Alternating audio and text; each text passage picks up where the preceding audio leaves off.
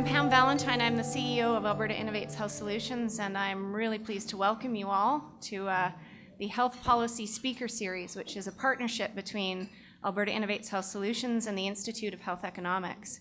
Represented today IHE by Jasmine Brown, Senior Manager, Stakeholder Relations and Policy. I don't know where Jasmine is, but there you are at the back. I'm also pleased to welcome Drew Barnes, MLA for Cypress Medicine Hat, somewhere in the room, which I just spoke to. Hi, Drew. On behalf of our Board of Directors and staff and the Institute of Health Economics, I'm really delighted to introduce our guest for today, Dr. Murray Ross. Dr. Ross is Vice President, Kaiser Foundation Health Plan, Inc., and leads Kaiser Permanente Institute for Health Policy in Oakland, California. The Institute supports research, expert roundtables, and conferences, all intended to increase understanding of policy issues and help identify solutions. Dr. Ross brings the valuable ability to absorb and synthesize complex healthcare issues and to explain the practical implications of market developments and public policies to healthcare decision makers. He speaks frequently to domestic and international audiences on a wide range of healthcare topics and serves on the boards of a number of academic not-for-profit organizations. Before joining Kaiser Permanente in 2002, Dr. Ross was a policy advisor to the United States Congress, and he earned his doctorate in economics from the University of Maryland, College Park, and completed his undergraduate work in economics at Arizona State University. Please join me in giving a very warm Alberta welcome to Dr. Ross.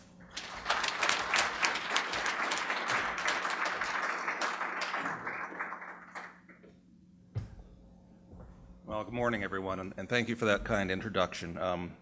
You didn't mention my other academic affiliation with Lord Beaverbrook High School in Calgary, Alberta, but it has been a few years. So I can do this without losing my iPad.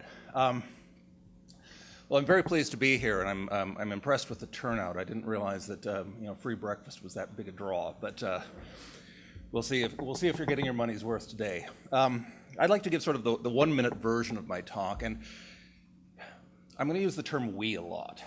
And sometimes I'm referring to Kaiser Permanente, and sometimes I'm referring to American healthcare, and sometimes I'm referring to Alberta healthcare, and I'll try to make the distinction clear, but I realize as I'm preparing notes that I tend to think we as healthcare people, and it's a little bit different.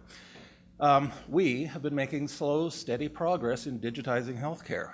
I continue to marvel in the 21st century what I can do on my iPhone in every aspect of my life, except healthcare, although at Kaiser, at least now, I can check my medical record on my iPhone and make appointments, but I can do everything else in the world on the phone, and even in the US, that's atypical. But so much of the focus has been on what we call primary use of electronic health records or electronic medical records. Getting the right information into the physician's hands at the clinical encounter. But I actually think that the biggest payoff is in secondary use, where you aggregate electronic health record data into population health data, and where population is defined by whatever question you have at hand. And this so-called secondary use can support a wide range of activities: quality improvement, performance management, early warning systems, research, innovation. But data are not sentient. They don't assemble themselves. They don't govern themselves. They don't measure and analyze themselves. And they don't act on the measures and those measures and analyses. So what I want to do this morning is first, just for context here, I'll give you a little bit of information about Kaiser Permanente. Both you'll have some sense of where I'm coming from, and both some of the similarities and differences between what our environment and your environment. Then I want to lay out some of the issues that I think you need to consider in making the journey to creating and using population health data. I'll highlight some of the things that we've been able to do with it and give a couple of proof points, and hopefully I can get all of this done in, I forget what we said, maybe 35 minutes, and have some time for questions. So, if I haven't lost the clicker already. Kaiser Permanente by the numbers.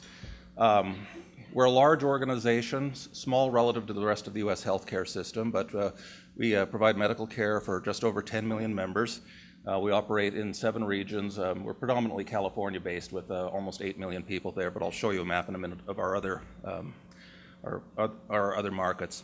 17,000 physicians, north of 175,000 employees now, We own and operate 38 hospitals in California, Oregon, and Hawaii, and we have over 600 outpatient facilities. So we're something like a small Northern European health system, and we're responsible for all of the medical care that our members get. And let's see. At least in California, we're one-stop shopping, and I'll make these slides available so you don't have to read super fast, but this is just sort of the long list that with our medical offices co-located with our hospitals, basically people come to a campus and can get everything there they need, including outpatient care, pharmacy, all of the other pieces. A quick look at the map where we are, again, predominantly West Coast based, but we're growing in the Mid-Atlantic region in Washington. We're up over 600,000 members now in Colorado and in Georgia. So I'm sometimes fond of saying there's no such thing as Kaiser Permanente. What there is Kaiser Permanente Medical Care Program, which brings together three distinct entities. Kaiser Foundation Health Plan, which is my employer, which is a nonprofit, we don't use the term health insurance, but we're a nonprofit health insurance company. Kaiser Foundation Hospitals, which is the organization that owns and operates our hospitals where we have them. It shares a board of directors with the health plan. And then in each of our markets, we partner with an independent, self-governed Permanente medical group. And this is important. It is really sort of part of the, it's not sort of the secret sauce, it is the secret sauce to a lot of what we're able to achieve. So the medical groups are completely independent. The CEO of the medical group does not report to the CEO of the health plan, but the two organizations, we sometimes use the monogamous ongoing relationship, and we've agreed to do business together. It's mutually exclusive. Kaiser contracts only with Permanente medical groups. Permanente medical groups only see Kaiser Foundation health plans. The medical groups are responsible for coordinating all medical care. Those decisions are not made by the health plan. But the health plan is active in care delivery. We own the hospitals, we own the health IT, we own the pharmacy, we own the call centers. So there's a lot of overlap between the two, but at the end of the day, clinical decisions are made inside the medical group. And I'll come back to that in some of my examples. Kaiser Permanente Health Connect is our trademark name for our electronic medical record. And again, I'm going to switch back and forth without thinking between EMR and EHR. We use them interchangeably. But it's much more than just an electronic medical record. And I'll just actually give you a schematic for it. I don't know if you can read that in the back, but basically, KP Health Connect is what links together all of the clinical information, labs, inpatient, outpatient, emergency, pharmacy, imaging, immunization. Also brings together with it membership, financial, and benefits. So remember, in the States, we have very different coverage depending on whether you're in the Medicare program or a Medicaid program or a private employer program. KP Health Connect is linking all of those pieces. So that's on the left side of this diagram. It allows us to have a patient portal down at the bottom there, kp.org, and My Health Manager, so all of our members have secure behind the firewall access to their electronic medical records. They can securely message their provider, and we're increasingly moving to a lot of virtual encounters in primary care. It's faster, cheaper, better for everyone involved in it. And then on the right-hand side is a list, it's not the list. We have a name for every one of our software sets. So CarePoint Population Management Tool, but it's what allows us to use all of the data inside KP Health Connect for population health management. And again, it just gives a list here: disease registries, risk stratification, identifying subgroups needing care, patient management tools, outreach letters, automated telephone outreach, and I'll go through again some specific examples here. And let me just. So as I noted at the start, most EHR users are focusing on primary use, right information for the right patient at the right time. And you know, this is non-trivial. This is an important thing. 15 years ago, we weren't doing it in a whole lot of places, and that's a big step forward. But using digital information only at the point of service leaves a lot of value on the table. And aggregating the data, whether it's by population of interest, by service provider, by jurisdiction, by disease type, supports a whole lot of analyses, as I listed in the start, to improve quality, improve patient safety, reduce inequities, and get better value. So what's not to like about that? Well, let me go through a couple of the issues that we've encountered in trying to make broader use of our electronic medical record. First off, who's going to hold and use the data? This is not just a privacy and security issue. It's about trust and independence. So in our case, we're able to link not only across people, but across providers. But it's very important to our medical groups that they maintain authority and control of the information on how they're managing physicians. So any work they're trying to do around performance management is done inside the medical group, not inside the health plan. We can link, we know total services to the medical group. We have lots of crosswalked information there. But there are pieces that are proprietary to the groups themselves. There are pieces that are somewhat proprietary to the health plan side of things, just as operating businesses. But the key there is to be able to trust and hold each other accountable for either aggregate outcomes or other performance measures, and not get into the micromanagement of either party. This means that not all the data are going to be in one place. It means you need to be able to crosswalk them, which is, again, a big task. It'll seem obvious, but standardization is crucial, and it's not always popular, and it requires some compromise. So we experienced this when we began implementing Epic in, I guess, early 2003. We had made 2 previous efforts to grow our own electronic medical record that just weren't getting traction, and we finally realized, you get make, buy, buy, or I guess it was make, fail, then buy. But what you discover if you're an organization that's spread across 2 coasts of the United States and 7 time zones, our regions had grown up with their own homegrown medical records, their own homegrown terminology, their own homegrown classifications. And you need to standardize them. And there's not a right answer there, but you have to decide how many genders are you going to categorize? How many socioeconomic categories are you going to have? If you're looking at clinical measures, is high blood pressure at above 120 or is it above 140? Is it a strict inequality or a non-strict inequality? Multiply that by all of the things you have in the electronic medical record, and you've got a lot of work to do. What we did, our CEO created something with the sexy name of the Utility for Care Data Analysis. And he hired a systems guy, not a researcher, a systems guy, to come in and say, you're going to be the person who standardizes all of these records across the organization. And that takes a lot of negotiating. But we got there, almost. But it was a switch, and I don't know if you encounter this here. For us, it was a switch from the default is do what you want to do and standardize only if necessary, and to switch that default to being, no, we standardize and customize only if necessary. So it's just a work issue. It's not rocket science, but it's something you have to do. How do you know the data are right? I mean, you never know the data are right. But if you're talking about bringing someone into the exam room where the physician is going to lay hands on the patient and see the patient, you can spot a lot of errors in that case. Digital errors are harder to find. So in my old life working with Medicare, you'd see claims data for Medicare beneficiaries that would have quadriplegia for 3 years and then not. It just vanishes off the record. So what kind of mechanisms do you have to make sure that's there? Are you using consistent measures, direct measurement versus inference? That might be something like lab results versus claims.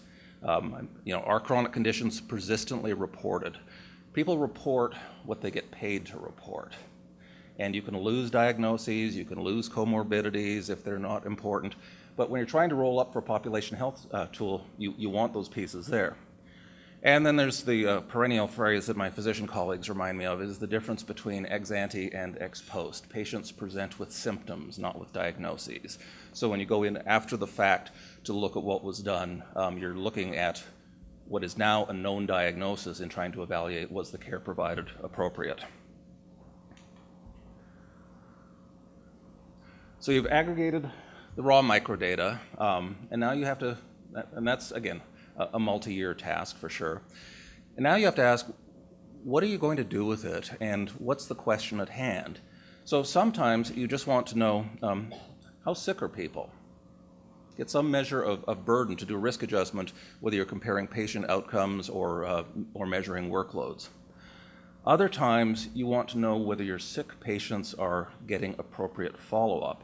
In that case, you need to measure the care given against the care that should have been given. And those are two quite different measures. And one of them, well, they both have a lot of judgment in them, but one of them now is bringing in clinical practice guidelines. It's bringing in protocols to ask, what should we have done for this patient? Attribution. So in our system, we are collectively responsible for our members. We take care of people, not body parts and organ systems. That's not the norm in most other jurisdictions where everyone's doing their piece and nobody, if you will, owns the patient. So take a senior with 5 multiple chronic conditions. They've got congestive heart failure and diabetes, and maybe they've got kidney disease and depression. Who's in charge of that person? Is it primary care, cardiology, endocrinology, psych? How do you think about what you've got once you've measured all the pieces for that person? I'm not saying I have an answer for this, but it's one that you have to think about. And then who's responsible for a population? I think in the room here, we have the people who are responsible for a population, but they're actually not the people who are directly providing care and making the in-the-field decisions. Performance metrics. So you're going to roll up your data. You're going to be able to look at lots of different instances of, are you doing well at something? But how do we decide what doing well is? Sometimes those metrics are given to you. So in our case, the National Committee on Quality Assurance rates health plans by how they perform on a number of different measures, screening, wait times, things like that. Our Medicare program in the United States for health plans that participate in it ranks us on a number of different measures. Those are given to us, so we operate as an organization to get there, to make sure we're getting our immunization rates up, to make sure we're getting hypertension both screened for and treated. Sometimes they're straightforward. I think getting lower hospital mortality is inarguably good. It's always good to have less mortality in hospitals. I was going to say risk adjusted because you don't want people gaming for patient selection. But sometimes they're nuanced. And if you're trying to measure performance management of physicians, let's say something like adherence to clinical practice guidelines, well, 100% is probably not the right answer because there's a lot of heterogeneity in patients, and 100% probably means your physicians have stopped thinking, right? Whatever order set popped up on the screen, oh, that's good, click.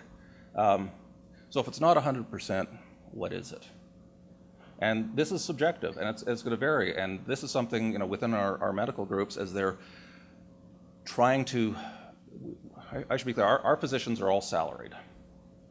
So we're not using payment formulas to try and drive behavior. Performance management is management. And one of the tools that the medical groups have is to look at their physicians' performance, to say, for these different things that you're doing, your prescribing patterns, other kinds of things, where are you relative to your peers?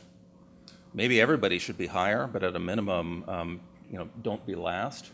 But you don't know if 80% or 90% or 95% is the right number. So you can use population health data for a lot of different things.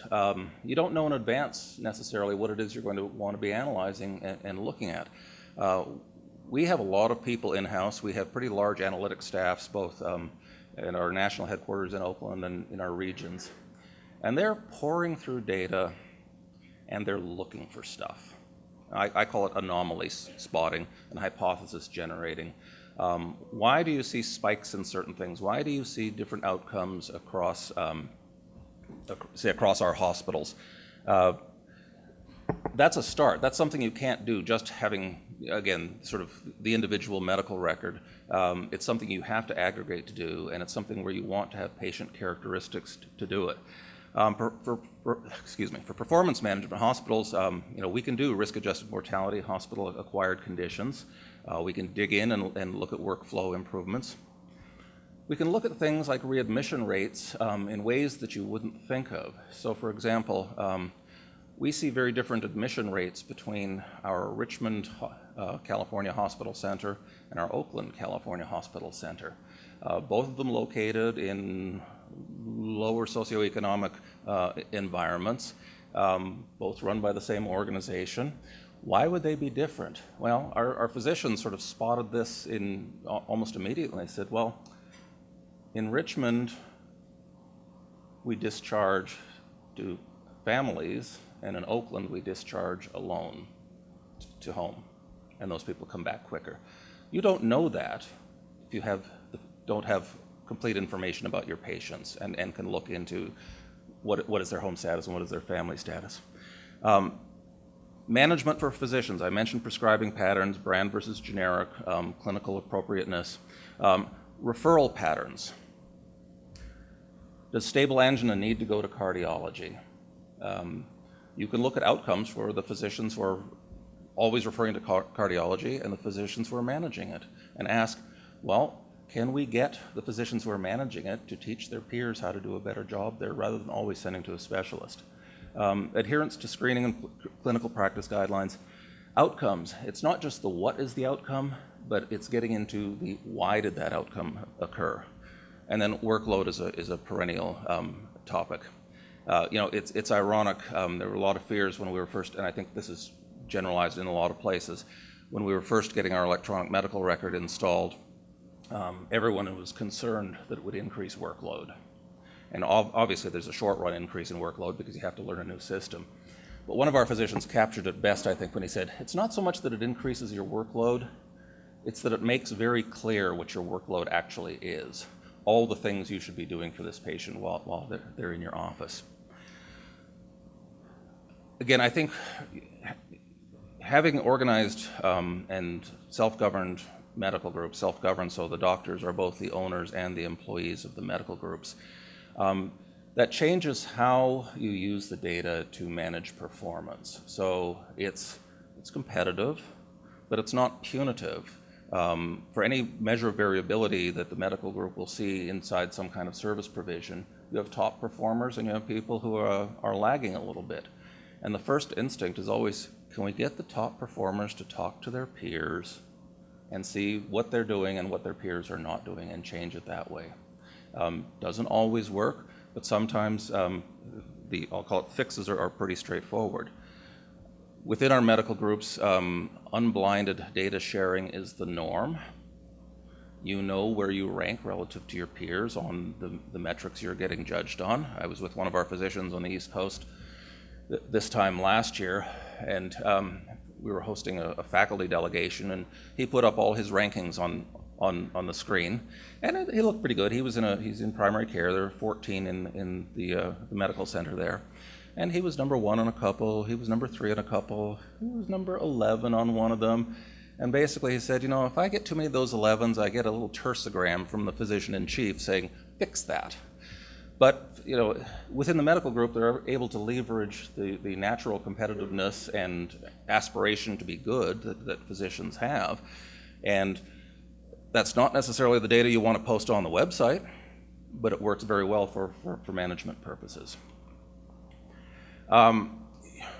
You can learn so much when you have the data together that you didn't know otherwise. Potential safety and performance issues. So our Southern California physicians, orthopedic surgeons, developed what's called a Healthy Bones program and really put a lot of emphasis on doing bone density screening and then putting people on bisphosphonates as appropriate.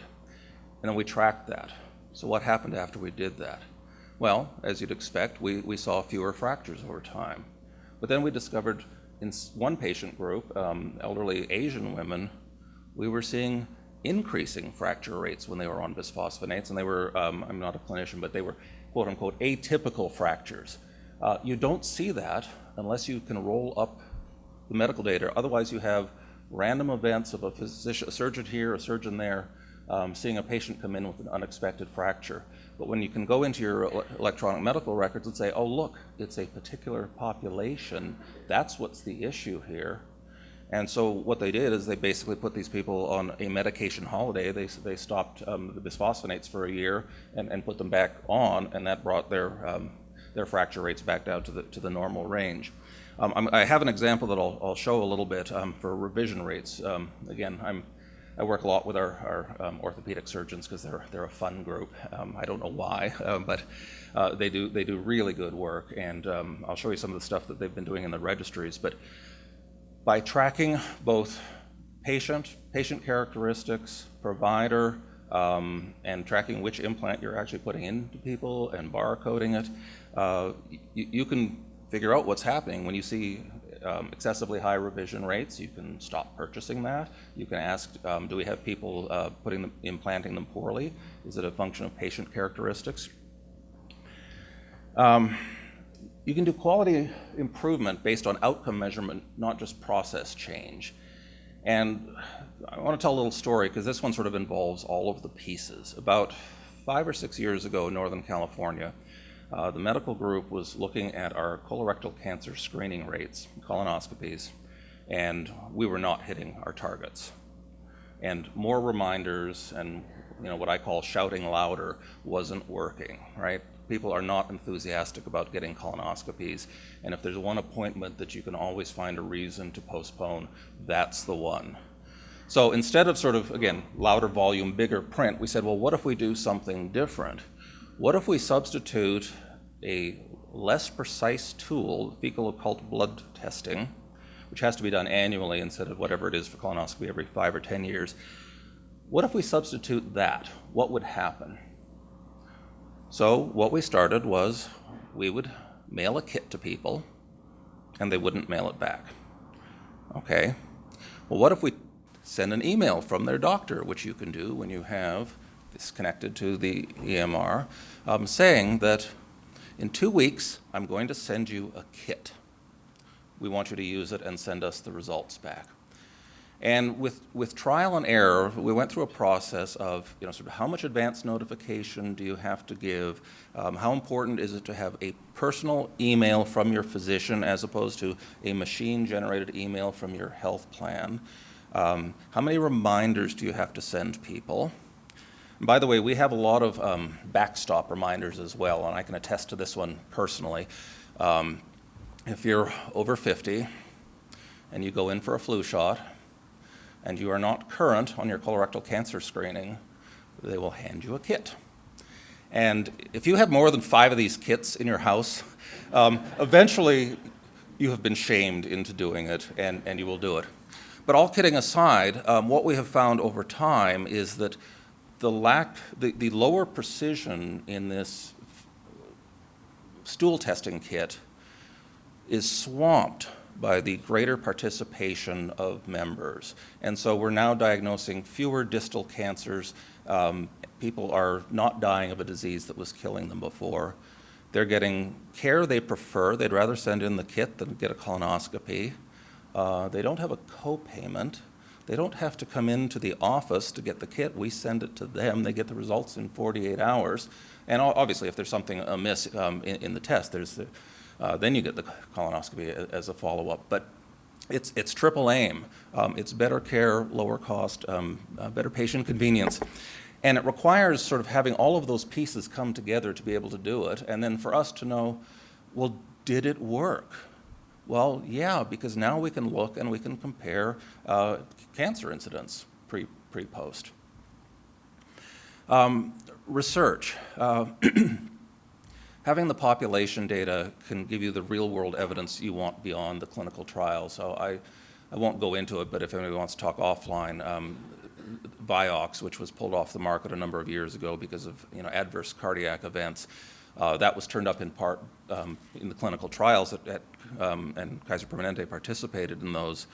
But it wasn't immediately pulled off because of greater adverse cardiac issues, but it had it did have a positive protective impact, and it reduced gastrointestinal bleeding. So when it came on the market, we said, well, there's some risk, but there's some benefit. Let's make sure we only prescribe it to the people who can get the benefit. So we developed a scoring mechanism that says, are you at risk for a GI bleed? And if you're not, you don't get Vioxx. Now, as it turned out, the real-world evidence showed greater cardiac risk than the clinical trials did, and Merck eventually pulled it off the market. Now we've got these new hepatitis C treatments coming onto the market at, I don't know what you're paying up here, but the list price in the States is over $100,000 per course of treatment. Everyone's touting it as a cure because the treatments have been highly effective at reducing viral load in the clinical trials.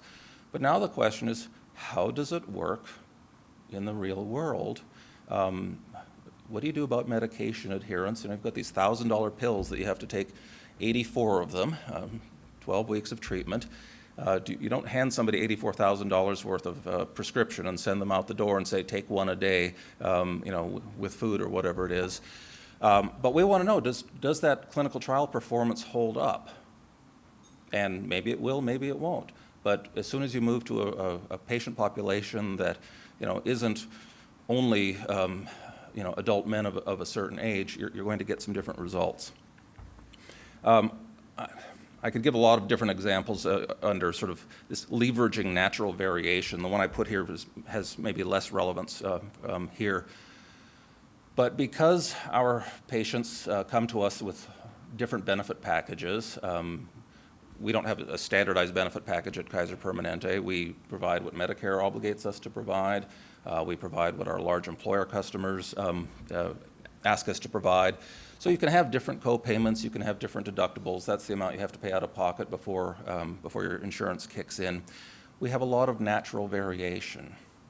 We can use that to study. Well, how do people respond? What is their medication adherence like? What is their do they stay up to date on their screenings, even though it's interesting, in most cases, their preventive screenings are free, no co-payments, but people don't necessarily understand that. And so if they have a big deductible, we still see that they're less likely to come in for their screening. That gives us a chance to think, do we need to do better outreach to people with higher deductible products? And then I put health equity here, and I don't mean this as a throwaway line, just by giving it's one bullet. For the longest time, we assumed we had no health disparities. We treated everybody the same. Well, it turns out that when you actually look at the population health data, you can see that there are disparities underneath, and then you can address them. So we see variation in again, not to belabor this one, colorectal cancer screening, and we've implemented pilot projects to bring up the rates for Latino men. Hypertension control in African American men was much worse. We didn't know that before we had the population health data to look at it, and now that we can identify those populations, we can reach out to them and improve the care there. So I want to go through a few sort of proof points. And again, I won't say these are definitive. I prefer to describe them as illustrative, but they're the kinds of things you can do in secondary use. So this is a screenshot of our panel support tool. And I mentioned earlier about sometimes you might want to look at, are patients getting the right care? So the rows in this table are anonymized patients. The columns where you see some colors, so there's a column for diabetes, a column for cardiovascular disease, congestive heart failure, hypertension, and chronic kidney disease. And the shadings are whether somebody is up to date on all the things we know we should be doing for that person. So for diabetes, it's things like an annual eye exam, an annual foot exam. It's, are you on statins? Is your hypertension, is it measured? Is it under control? There's a few others. We don't array people from sickest to healthiest. We can array them by who's got the most care gaps, i.e. this is the care they should be getting. For whatever reason, they haven't received it, so we can do outreach. We can do email if they're a registered member. We can do telephonic outreach. We can do what we need to do to bring them in. Because the reason we have those care guidelines is we think that's what produces better health outcomes, and if they're not getting them, we want to fix that. You know, in principle, there's no reason, this is not high technology here. This is essentially a spreadsheet that is, supported by our electronic medical record. There's actually no particular reason any physician office couldn't do this. But, you get back to sort of the ownership here. Is it my job to make sure they're up to date on, when were they last seen in cardiology or whatever follow-up is needed there? But it's a quick way for a patient to say, to get the medical assistant, pull up my people. We want to get the top 20 on this list, and we want to do outreach and follow and get them up to date. A story around physician performance, and again, these are the sorts of things that we detect sometimes through anomaly spotting, sometimes because an incident pops up and we realize we need to fix something. So we were seeing a small number of abnormal lab results that were going untouched by the physicians, right? So people get their labs, the lab automatically ports that over to the inbox of the physician, and you expect the physician to take an action on it. Sometimes it wasn't happening. What do you do about it? Well, PDSA improvements here. First of all, figure out what information is needed. Extract the data. So again, these are illustrative here, but by medical office, by department, by physician, take a look at how many untouched abnormal lab results are there. And again, these numbers, I think the counts are real, but that kind of doesn't matter since you can't see the names that are attached to them. But you see that one physician has 2 and one has 28.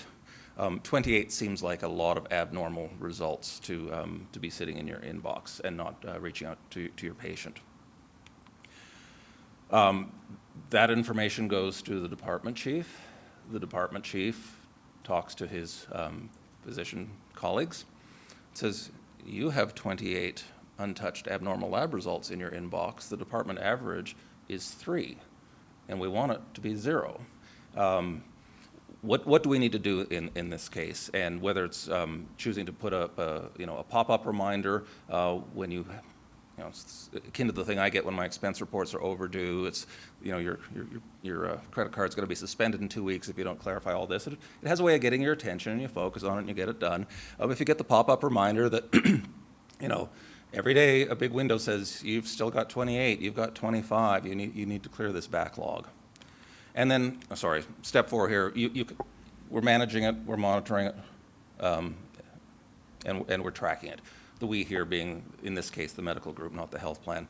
The chart here shows, after implementing this QI process, what happened to the backlog and abnormal lab results, and 70 to 90% reduction. I mentioned our joint registries. I'm going to skip over this one and get right into the meat of them. So what are these joint registries that we operate? We collect when people are coming in for total knee or total hip replacement, their demographics, the implant models, and I'm told that's not even the standard of care, at least in the States. People aren't necessarily even tracking which particular implant they're using. So if there's a safety recall, they don't necessarily even know where that implant ended up. We do. We're tracking that, and we're tracking health outcomes. We want to be able to know whether the implants themselves are working and help the surgical teams get the right implant, improve quality of care, predict risks for complications, and increasing patient safety, and both as a sentinel event if we're observing failures, or if failures are being observed in other settings, that we can act on that warning. We're pretty similar to Sweden in a lot of ways, and I'll show you some results in a second, partly because we're modeled after them, partly because we're about the same size, but we're collecting pre-op and post-op and follow-up data, patient characteristics, surgical techniques, implant characteristics, and outcomes. And this chart will be a little bit hard to read, but what you're looking on the left side of these survival curves, so this one is for total hip replacement and the size of the femoral head, if I'm getting the jargon right. And what you can see if you were looking up close, or if those lines were a little bit darker, I apologize, I stole these slides from a colleague, and they're scientists, so they aren't thinking as a graphic artists all the time. But you can see here, starting from time zero, time of implant to the left, these survival functions are always downward sloping. The question is are one or two of them much more downward sloping than the others? The answer in this case is yes. Okay, well that's good, but what do you do with that information? Well, you stop using that implant. So if you go to the curve on the right, you can see that in 2001, 90% of our use was these 28 millimeter femoral implants. By 2009, it was close to zero, and we replaced it with the larger ones. A similar kind of pattern here, and again, I won't go into the jargon of the posterior stabilizing and fixed versus mobile in the knee arthroscopy. But again, this is for total knee implants. You get these hazard functions on the left that show huge differences. Again, we're going from 100% to 95%, but that's a five-fold higher failure rate, right? And again, that mobile LCS there on the screen, we went from 80% to zero by 2008 because that one wasn't working. And you can see this other one, the mobile posterior stabilizing implant went basically from zero in 2001 to accounting for almost 90% of usage here. So that's the kind of action you can get by you're tracking the pieces, you have the patient characteristics, you can do these charts for all sorts of characteristics. Do people have diabetes? Do they not have diabetes? You can do it by socioeconomic stuff. We do all of those pieces. It gives you a guideline to what's the right care for the person in front of you. It leverages the power of the population data to improve that one patient at a time care that you're giving. So these are our revision rates now, best in class, and basically identical to the Swedish experience. These are all the countries that actually have national registries, and it's interesting how much variation is even here. But the most advanced registries are the three on the right: Australia, Sweden, and Kaiser. And that's a pretty big reduction in revision rates for a pretty serious operation. I haven't yet had the privilege of getting my knees replaced. I have a bad feeling, it's because I'm a big guy and I run, that day is coming. You'd only want to do it once if you can. I just want to give two summary slides, and I won't go into all the pieces, but this one is noteworthy, starting from the left when we first implemented our electronic medical record up through 2012. The blue line is Kaiser Permanente, risk-adjusted and standardized mortality ratios. The yellow is U.S. Medicare overall, and then the little dots, if you can see them in the back, are our individual hospitals. So we went from slightly above U.S. average to below U.S. average over this period, but even more noteworthy is we really collapsed the variation. And I don't have a larger story there to add to that, other than that's sort of the summary of a lot of things that have gone on, making secondary use of the EMR. And then the last piece, I'll just click through all of these, again, is just sort of an overall summary. Does it make a difference? And we're getting quality reporting results that are best in class across a lot of different measures. And you can only do that if you're leveraging your population health data and knowing where to do outreach, knowing what's working, knowing what's not working, changing it as appropriate. So let me stop there, and we've got, I think, 20, 25 minutes for questions. And I believe there will be a microphone. Thanks.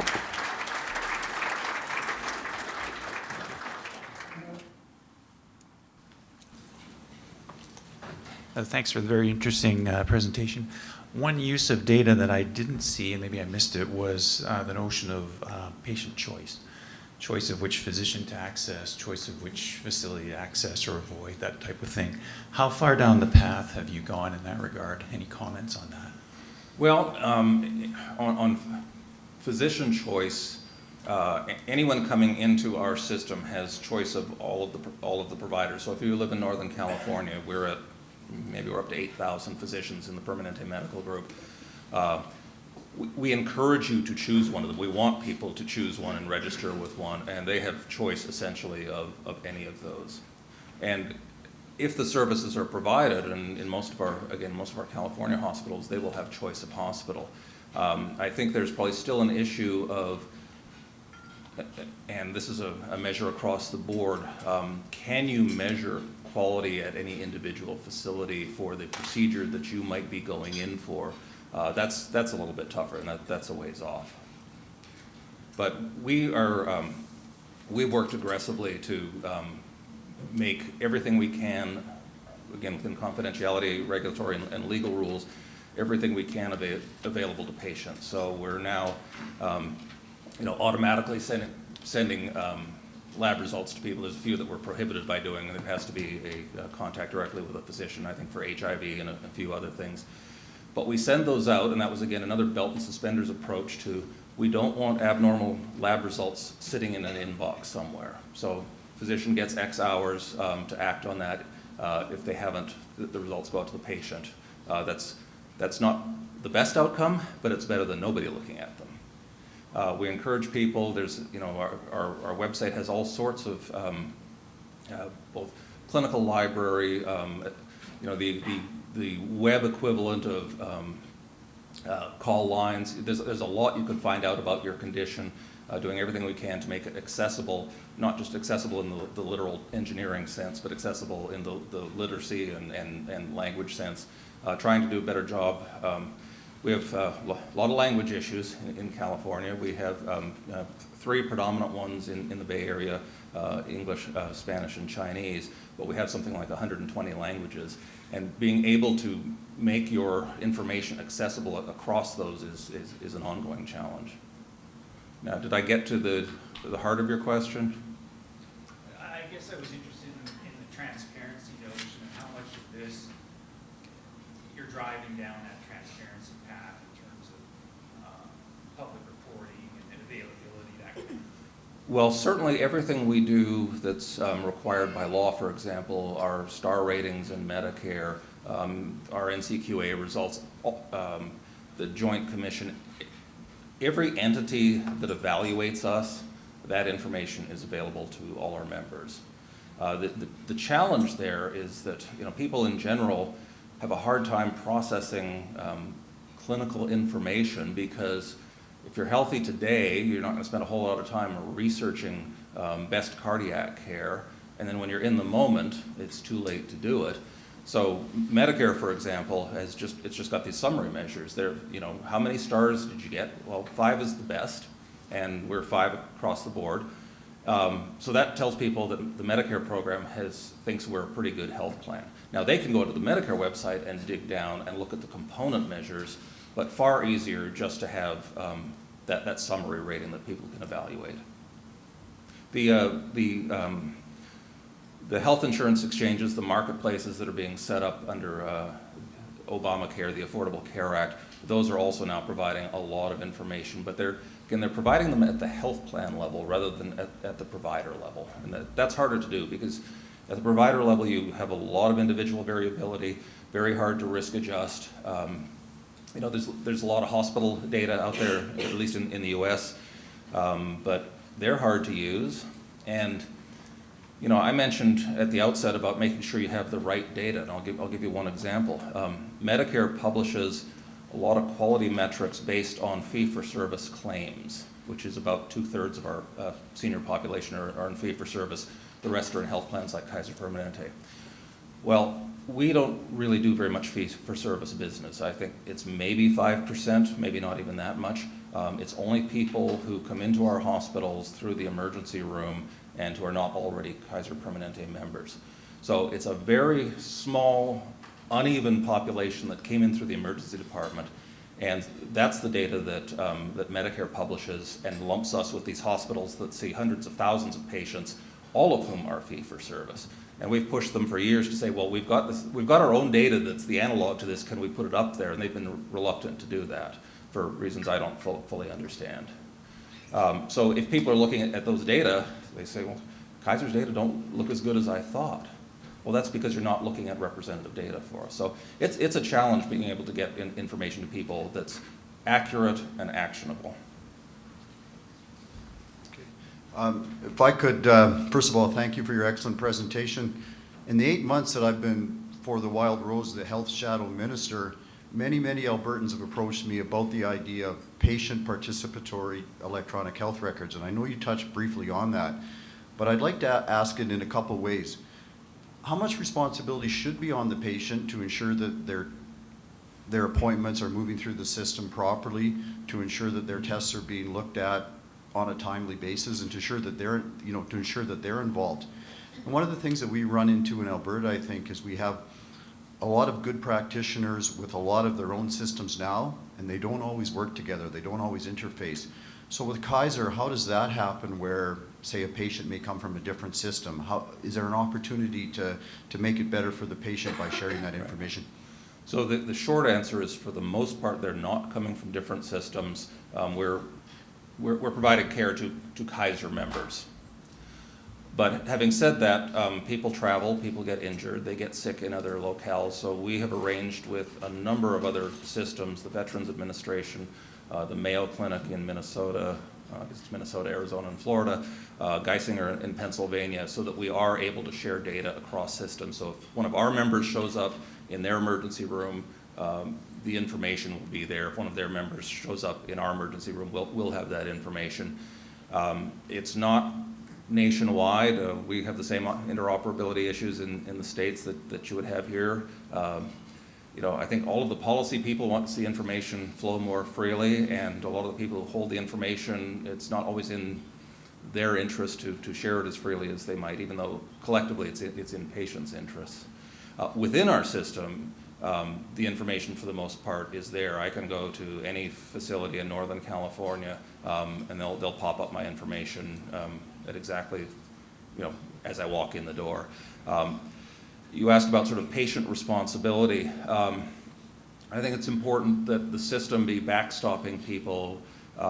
People have lots of challenges, and the challenges are, pardon the pun, acute when they're sick. It's a lot harder. So it's reasonable for us to say, I can pull up my medical record on my iPhone and I can check to see, I wouldn't, but imagine that I forgot whether I got a flu shot. Well, I can check on my phone to see, did I get a flu shot? Oh yeah, I did. I can check to see what else I'm due for. Is it on me to make the appropriate appointments? Well, I suppose so, but the system will also send me a reminder. Again, I mentioned they'll hand you the kit when you go to get your flu shot. They will, if you're a smoker, you'll get reminded at every contact. Can we help you quit? Right, and because that information pops up on the screen, you're here for your allergy appointment. Oh, I see you're due for your mammogram. Can I schedule that for you? That's an advantage we have of co-located services. I can check right now and see down the hall, oh look, imaging is free, they have a spot, it's a 5-minute walk, can you do it right now? We use a phrase in the clinical terms, but it applies in lots of different instances, which is make the right thing easy to do and knock down barriers as much as you can for people. So. Hi, Murray. Hi, John. Welcome to Alberta again. I was wondering, because the medical groups, which I think would drive a lot of the decisions around managing the patients, there's a lot of services they may require which are not physician services that might come from the campuses and various kind of groups, which would include the hospital, I guess, and the ambulatory care, physical therapy, or various kind of groups. How do those medical groups, because I can see how they manage their own payment and service if they're doing diagnostics and stuff, access services for my patient needs these mental health services or needs these physical therapy services, and how does the population health data help negotiate between, say, the medical group and those other services in providing the kind of team-based care? That was just one of how it might inform budget allocation that might be coming from a different silo. And just the second quick thing is there's a lot of medical decision-making reporting. Is there clinical decision reporting for the teams or for other health professionals in Kaiser's rather than physicians? So I'll take the second one, excuse me, I'll take the second one first, which is we have the ability to roll up at whatever unit we want to roll it up to. So typically we do it by region, by medical center, by department within the medical center, and then you get down to perhaps individual physicians. But you could come up with other groupings if you were so inclined. To your first question, the shortest answer is it depends. In California, we tend to be one-stop shopping for everything, so most of what we provide is provided in-house, but there is some variability across different service areas. If you go into our smaller markets where we don't either have the scale or, in Washington, D.C., we have scale, we have 600,000 lives, but in a metropolitan area of about 8 million people and they're spread 100 miles apart, we can't necessarily maintain a facility at, on every corner. So in a lot of cases, we would be contracting out. It would be the medical group making that decision about, if, say, we need physical therapy, who do we go to for that? We have some advantages there because, again, we'll be tracking things. So we'll know if a contracted provider, we'll know how our patients are doing with them. We can tell if they're doing better with them than they would have with us. That can occasionally be true for specialized things. We can compare one external supplier or provider with another.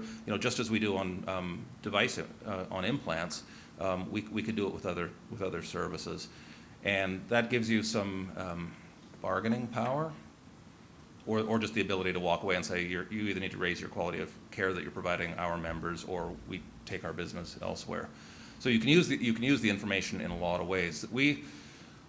One of the reasons we work so hard to keep people inside our system is that we really worry about leakage of not leakage in the data breach sense, information that doesn't get collected when people go outside. So in regions where we don't own a hospital, we make every effort to see if we can get our electronic medical record installed in that hospital, so when our patients are there, we know what's happening to them.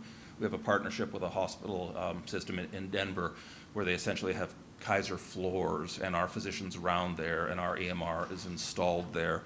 And so it's, from a data perspective, it's for all intents and purposes a Kaiser Foundation Hospital facility, even though we don't own it.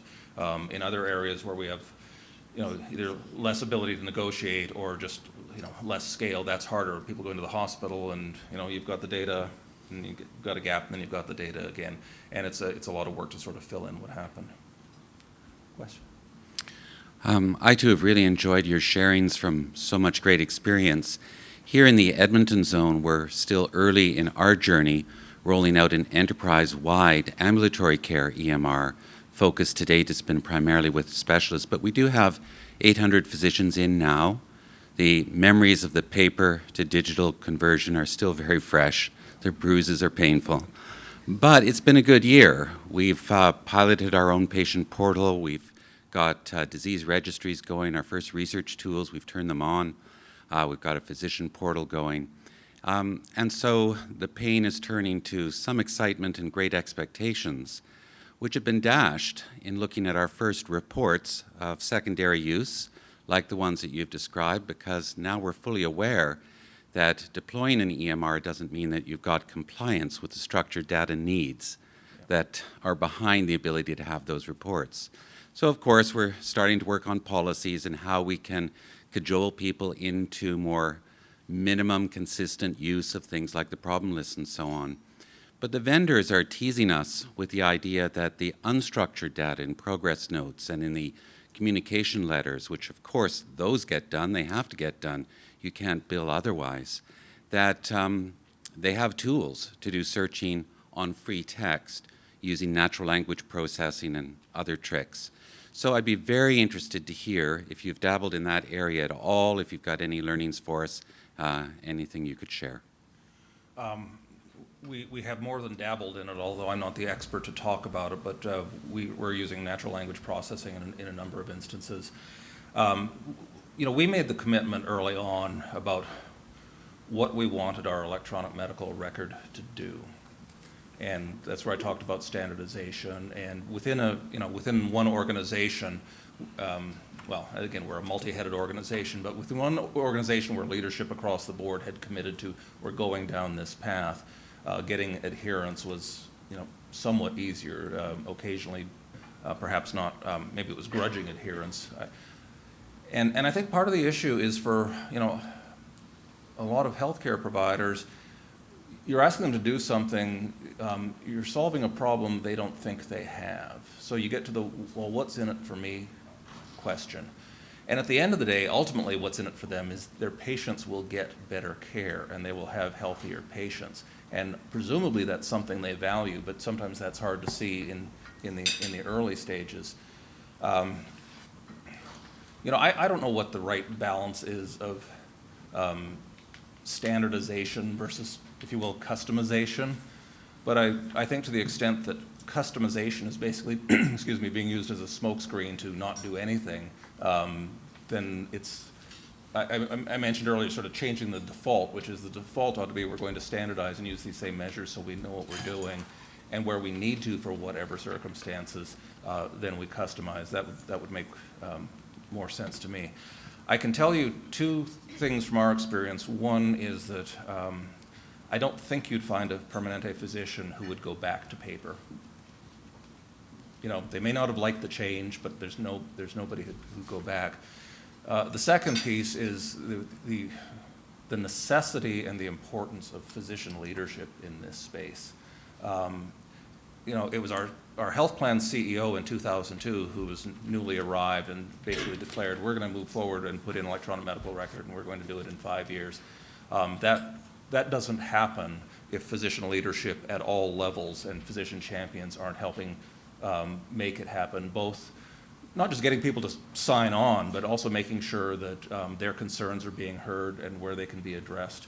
And that's the thing I would recommend there, is to the extent you can find champions and allies and leverage them and help them to be persuaders of, look, this is, in the end, this will make us all better.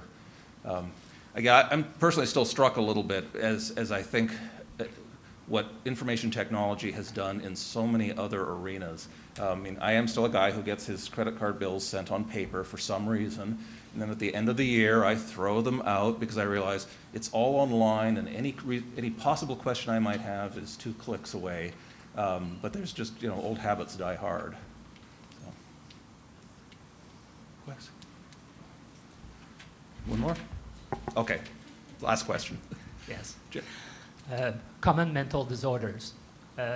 Anxiety and depression is about 10% of the population. It's the first cause of incapacity now in our population is depression and common mental disorders. Each year in this country, about 10 to 15% of the population is identified by the family physicians with the mental disorders, essentially common mental disorders. So I was just a little bit surprised to see that your panel support tool has hypertension, which is 5–10% of the population. You have diabetes, 5–10% of the population. Where are mental disorders? Actually, I think for most of the panel support tools, they do include depression, because that's a significant comorbidity, especially with heart disease. Those support tools can be customized by whichever entity is using it. So if they chose for whatever reason, say, we're concerned about care quality for our patients with diabetes, they could focus just on diabetes. So the one I gave you was illustrative. No, we're very aware of the role of mental health issues there. Okay. Thank you.